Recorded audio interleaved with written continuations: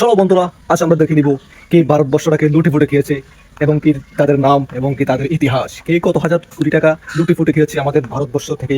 চলো এক নজরে দেখে আসি। সর্বপ্রথম ভিডিওটা শেয়ার করো, লেটস গো, ফলো। মুসলমানের বিপক্ষে যত রকম ষড়যন্ত্র আছে সবগুলো তোমরা সোশ্যাল মিডিয়াতে করে থাকো, তোমাদের উদ্দেশ্যে ভিডিওটা। ইতিহাস দেখো, এই 12 বর্ষ থেকে কোটি কোটি টাকা ঋণ নিয়ে দেশ থেকে পলাতে হয়েছে, একজন মুসলমান নাই।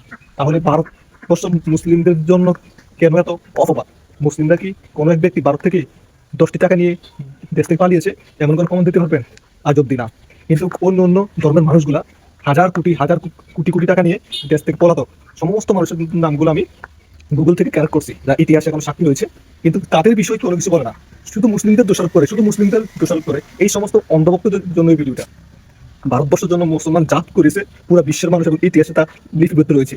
আর অন্য ধর্মের মানুষ যে ভারতটাকে লুটে ফুটে খেয়েছে তাও কিন্তু ইতিহাসে লেখা রয়েছে। এটা জানুন, তারপরে মুসলিমদের দিকে আঙুল তুলে কথা বলবেন। অযথায় অন্ধভক্ত হয়ে বিভ্রান্ত ছড়াবেন না। Good boy.